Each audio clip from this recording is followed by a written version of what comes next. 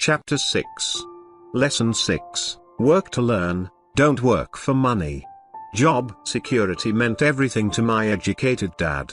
Learning meant everything to my rich dad. A few years ago, I granted an interview with a newspaper in Singapore. The young female reporter was on time, and the interview got underway immediately. We sat in the lobby of a luxurious hotel, sipping coffee and discussing the purpose of my visit to Singapore. I was to share the platform with Zig Ziglar. He was speaking on motivation, and I was speaking on the secrets of the rich. "Someday, I would like to be a best-selling author like you," she said. I had seen some of the articles she had written for the paper, and I was impressed. She had a tough, clear style of writing. Her articles held a reader's interest. "You have a great style," I said in reply. "What holds you back from achieving your dream?" "My work does not seem to go anywhere," she said quietly. "Everyone says that my novels are excellent, but nothing happens. So I keep my job with the paper. At least it pays the bills." "Do you have any suggestions?" "Yes, I do," I said brightly. "A friend of mine here in Singapore runs a school that trains people to sell.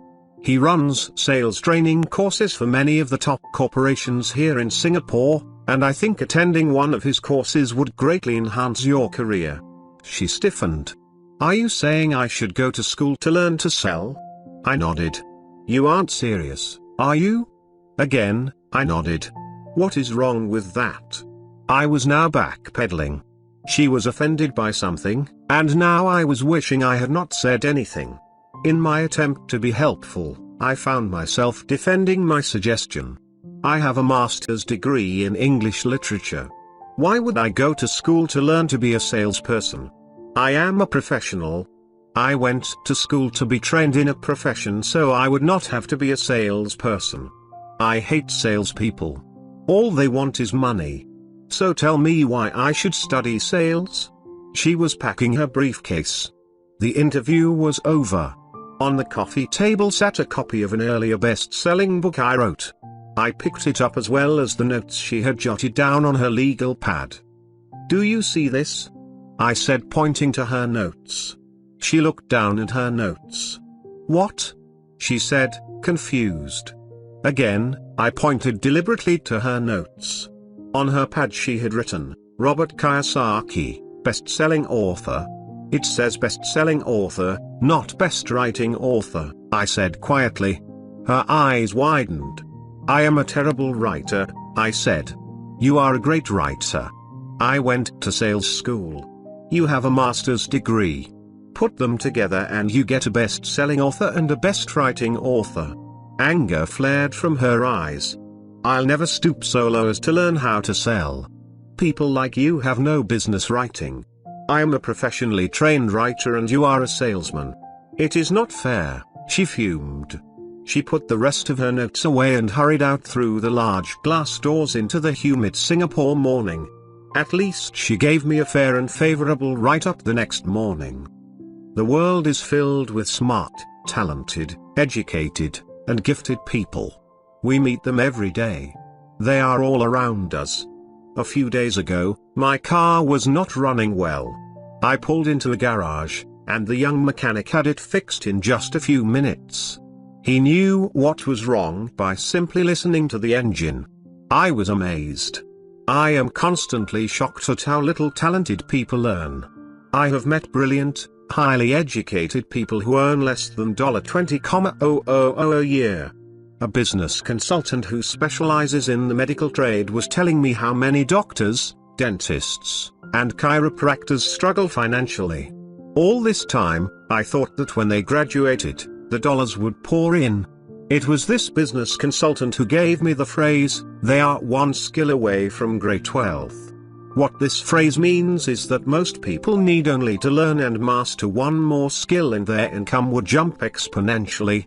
I have mentioned before that financial intelligence is a synergy of accounting, investing, marketing, and law. Combine those four technical skills and making money with money is easier than most people would believe. When it comes to money, the only skill most people know is to work hard. The classic example of a synergy of skills was that young writer for the newspaper. If she diligently learned the skills of sales and marketing, her income would jump dramatically. If I were her, I would take some courses in advertising copywriting as well as sales. Then, instead of working at the newspaper, I would seek a job at an advertising agency. Even if it were a cut in pay, she would learn how to communicate in shortcuts that are used in successful advertising. She also would spend time learning public relations, an important skill. She would learn how to get millions in free publicity. Then, at night and on weekends, she could be writing her great novel. When it was finished, she would be better able to sell her book. Then, in a short while, she could be a best-selling author.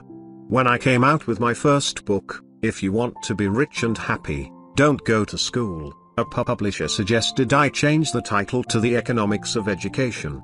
I told the publisher that, with a title like that, I would sell 2 books, one to my family, and one to my best friend.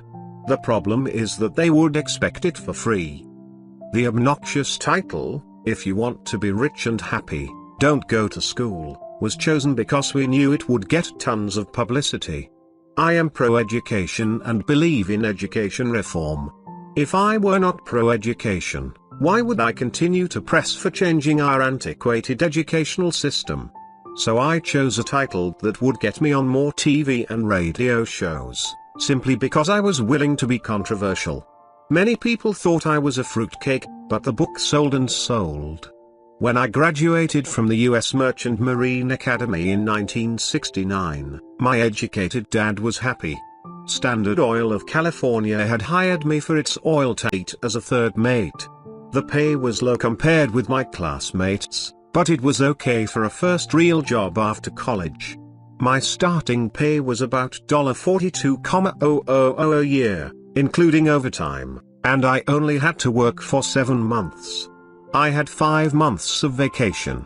If I had wanted to, I could have taken the run to Vietnam with a subsidiary shipping company and easily doubled my pay instead of taking 5 months of vacation. I had a great career ahead of me, yet I resigned after 6 months with the company and joined the Marine Corps to learn how to fly. My educated dad was devastated.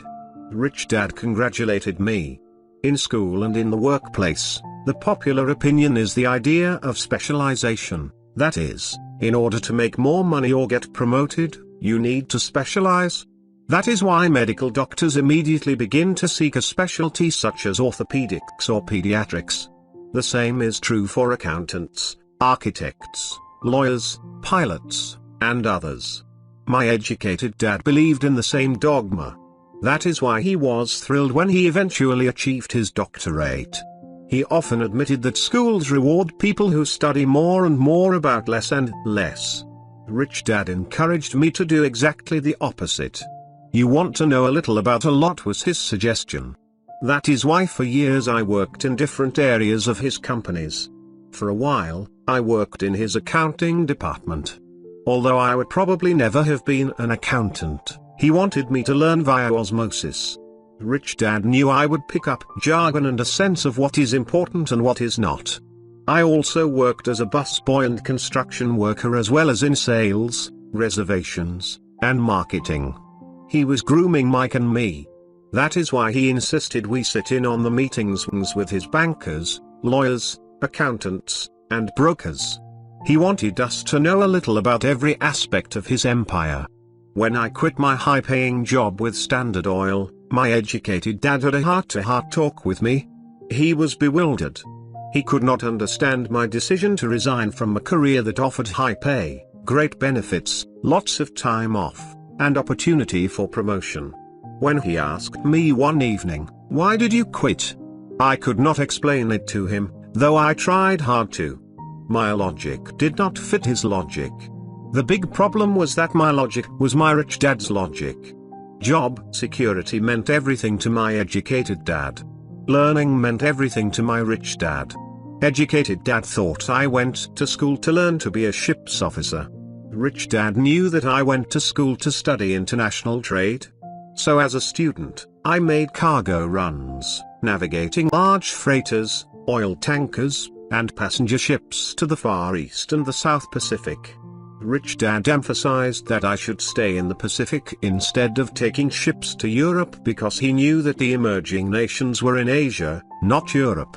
While most of my classmates, including Mike, were partying at their fraternity houses, I was studying trade, people, business styles, and cultures in Japan, Taiwan, Thailand, Singapore, Hong Kong, Vietnam, Korea, Tahiti, Samoa, and the Philippines. I was partying also, but it was not in any frat house. I grew up rapidly. Educated Dad just could not understand why I decided to quit and join the Marine Corps. I told him I wanted to learn to fly, but really I wanted to learn to lead troops. Rich Dad explained to me that the hardest part of running a company is managing people. He had spent 3 years in the army. My educated dad was draft exempt.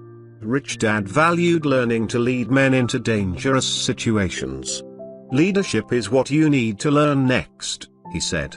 If you're not a good leader, you'll get shot in the back, just like they do in business. Returning from Vietnam in 1973, I resigned my commission, even though I loved flying. I found a job with Xerox Corporation. I joined it for one reason, and it was not for the benefits. I was a shy person, and the thought of selling was the most frightening subject in the world. Xerox has one of the best sales training programs in America. Rich Dad was proud of me. My educated dad was ashamed. Being an intellectual, he thought that salespeople were below him. I worked with Xerox for 4 years until I overcame my fear of knocking on doors and being rejected. Once I could consistently be in the top 5 in sales, I again resigned and moved on, leaving behind another great career with an excellent company. In 1977, I formed my first company. Rich Dad had groomed Mike and me to take over companies. So I now had to learn to form them and put them together. My first product, the nylon and Velcro wallet, was manufactured in the Far East and shipped to a warehouse in New York, near where I had gone to school. My formal education was complete, and it was time to test my wings. If I failed, I would go broke. Rich Dad thought it best to go broke before 30. You still have time to recover, was his advice. On the eve of my 30th birthday, my first shipment left Korea for New York. Today, I still do business internationally. And as my rich dad encouraged me to do, I keep seeking the emerging nations. Today my investment company invests in South American countries and Asian countries, as well as in Norway and Russia. There is an old cliché that goes, job is an acronym for just over broke. Unfortunately, I would say that applies to millions of people. Because school does not think financial intelligence is an intelligence, most workers live within their means. They work and they pay the bills. There is another horrible management theory that goes, workers work hard enough to not be fired, and owners pay just enough so that workers won't quit. And if you look at the pay scales of most companies, again I would say there is a degree of truth to that statement. The net result is that most workers never get ahead. They do what they've been taught to do, get a secure job. Most workers focus on working for pay and benefits that reward them in the short term, but are often disastrous in the long run. Instead, I recommend to young people to seek work for what they will learn, more than what they will earn. Look down the road at what skills they want to acquire before choosing a specific profession and before getting trapped in the rat race. Once people are trapped in the lifelong process of bill paying, they become like those little hamsters running around in those metal wheels. Their little furry legs are spinning furiously, the wheel is turning furiously, but come tomorrow morning, they'll still be in the same cage. Great job. In the movie Jerry Maguire starring Tom Cruise, there are many great one-liners. Probably the most memorable is, "Show me the money." But there is one line I thought most truthful. It comes from the scene where Tom Cruise is leaving the firm. He has just been fired, and he is asking the entire company, "Who wants to come with me?" And the whole place is silent and frozen. Only one woman speaks up and says, I'd like to, but I'm due for a promotion in 3 months. That statement is probably the most truthful statement in the whole movie. It is the type of statement that people use to keep themselves busy, working away to pay bills. I know my educated dad looked forward to his pay rise every year, and every year he was disappointed. So he would go back to school to earn more qualifications so he could get another raise. Then, once again, there would be another disappointment. The question I often ask people is, where is this daily activity taking you? Just like the little hamster, I wonder if people look at where their hard work is taking them. What does the future hold? In his book The Retirement Myth, Craig S. Carpel writes, I visited the headquarters of a major national pension consulting firm and met with a managing director who specializes in designing lush retirement plans for top management. When I asked her what people who don't have corner offices will be able to expect in the way of pension income, she said with a confident smile, the silver bullet. What, I asked, is the silver bullet? She shrugged and said, if baby boomers discover they don't have enough money to live on when they're older, they can always blow their brains out. Carpel goes on to explain the difference between the old defined benefit retirement plans and the new 401k plans that are riskier. It is not a pretty picture for most people working today. And that is just for retirement. Add medical fees and long-term nursing home care and the picture is frightening. Already, many hospitals in countries with socialized medicine need to make tough decisions such as, who will live, and who will die. They make those decisions purely on how much money they have and how old the patients are. If the patient is old, they often will give the medical care to someone younger. The older poor patient gets put to the back of the line. Just as the rich can afford better education, the rich will be able to keep themselves alive, while those who have little wealth will die. So I wonder, are workers looking into the future or just until their next paycheck, never questioning where they are headed? When I speak to adults who want to earn more money, I always recommend the same thing. I suggest taking a long view of their life. Instead of simply working for the money and security, which I admit are important, I suggest they take a second job that will teach them a second skill. Often I recommend joining a network marketing company, also called multi-level marketing, if they want to learn sales skills. Some of these companies have excellent training programs that help people get over their fear of failure and rejection, which are the main reasons people are unsuccessful. Education is more valuable than money, in the long run. When I offer this suggestion, I often hear in response, oh, that is too much hassle, or I only want to do what I am interested in. If they say, it's too much of a hassle, I ask, so you would rather work all your life giving 50% of what you earn to the government? If they tell me, I only do what I am interested in, I say, I'm not interested in going to the gym, but I go because I want to feel better and live longer. Unfortunately, there is some truth to the old statement, you can't teach an old dog new tricks. Unless a person is used to changing, it's hard to change. But for those of you who might be on the fence when it comes to the idea of working to learn something new, I offer this word of encouragement: life is much like going to the gym.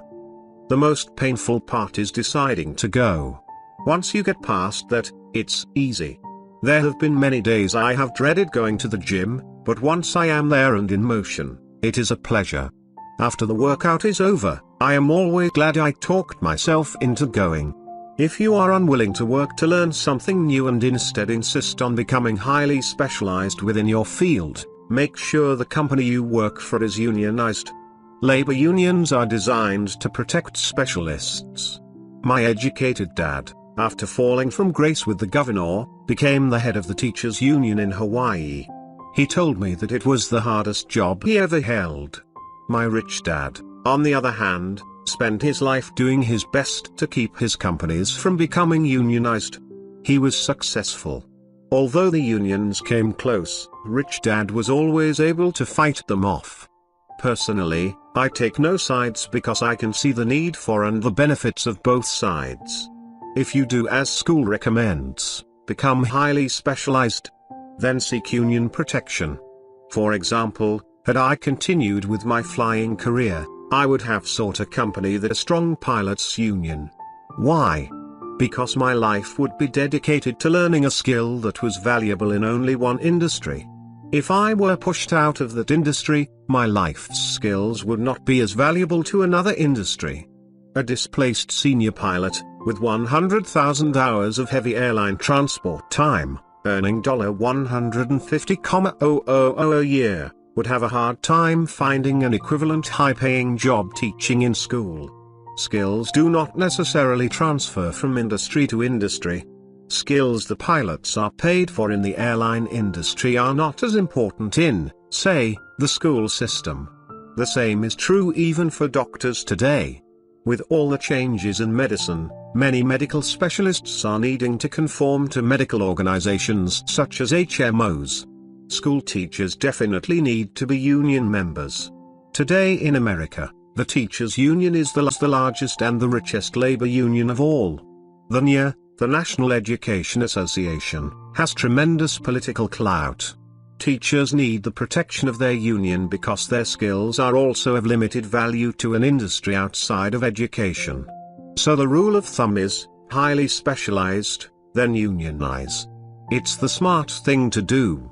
When I ask the classes I teach, how many of you can cook a better hamburger than McDonald's? Almost all the students raise their hands. I then ask, so if most of you can cook a better hamburger, how come McDonald's makes more money than you? The answer is obvious: McDonald's is excellent at business systems. The reason so many talented people are poor is because they focus on building a better hamburger and know little to nothing about business systems. A friend of mine in Hawaii is a great artist. He makes a sizable amount of money. One day his mother's attorney called to tell him that she had left him $35,000. That is what was left of her estate after the attorney and the government took their shares. Immediately, he saw an opportunity to increase his business by using some of this money to advertise. 2 months later, his first 4-color, full-page ad appeared in an expensive magazine that targeted the very rich. The ad ran for 3 months. He received no replies from the ad, and all of his inheritance is now gone. He now wants to sue the magazine for misrepresentation. This is a common case of someone who can build a beautiful hamburger, but knows little about business. When I asked him what he learned, his only reply was, "Advertising salespeople are crooks." I then asked him if he would be willing to take a course in sales and a course in direct marketing. His reply, "I don't have the time, and I don't want to waste my money." The world is filled with talented poor people. All too often, they're poor or struggle financially or earn less than they are capable of, not because of what they know, but because of what they do not know. They focus on perfecting their skills at building a better hamburger rather than the skills of selling and delivering the hamburger. Maybe McDonald's does not make the best hamburger, but they are the best at selling and delivering a basic average burger. Poor Dad wanted me to specialize. That was his view on how to be paid more. Even after being told by the governor of Hawaii that he could no longer work in state government, my educated dad continued to encourage me to get specialized.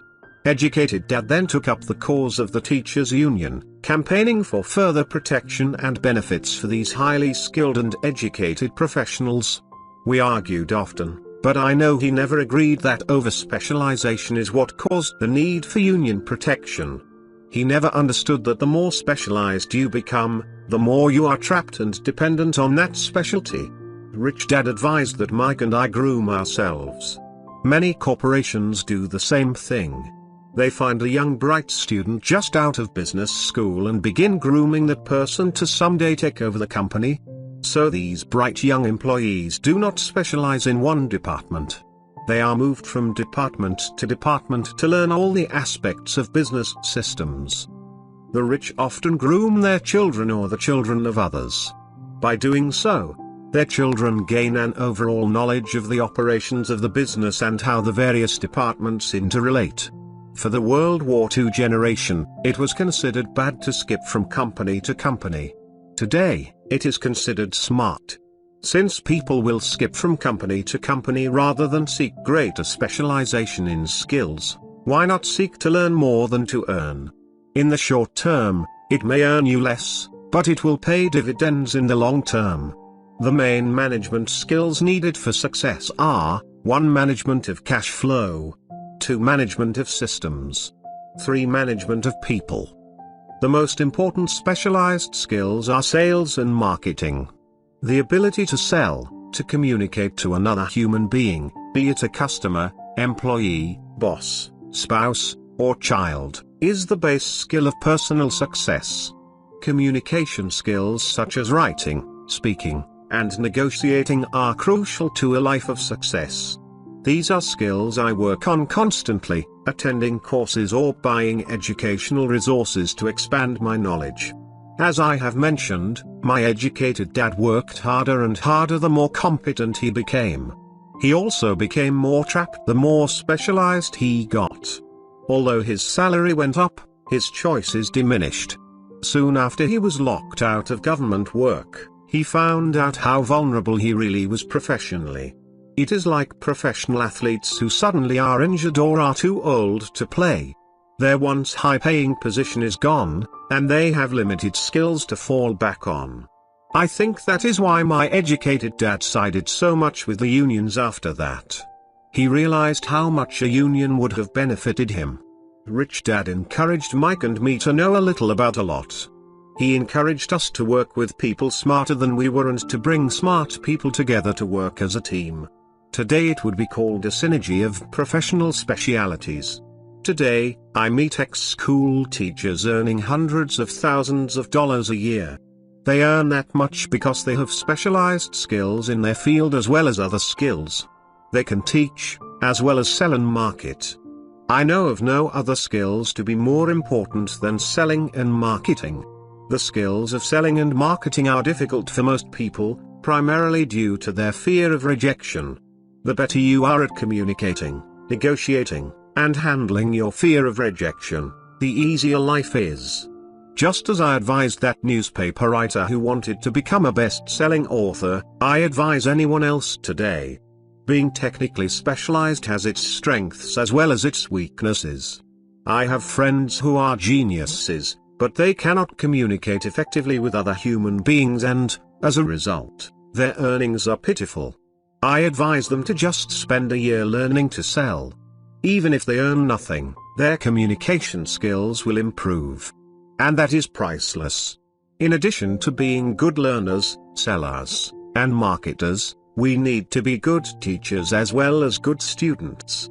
To be truly rich, we need to be able to give as well as to receive. In cases of financial or professional struggle, there is often a lack of giving and receiving. I know many people who are poor because they are neither good students nor good teachers. Both of my dads were generous men. Both made it a practice to give first. Teaching was one of their ways of giving. The more they gave, the more they received.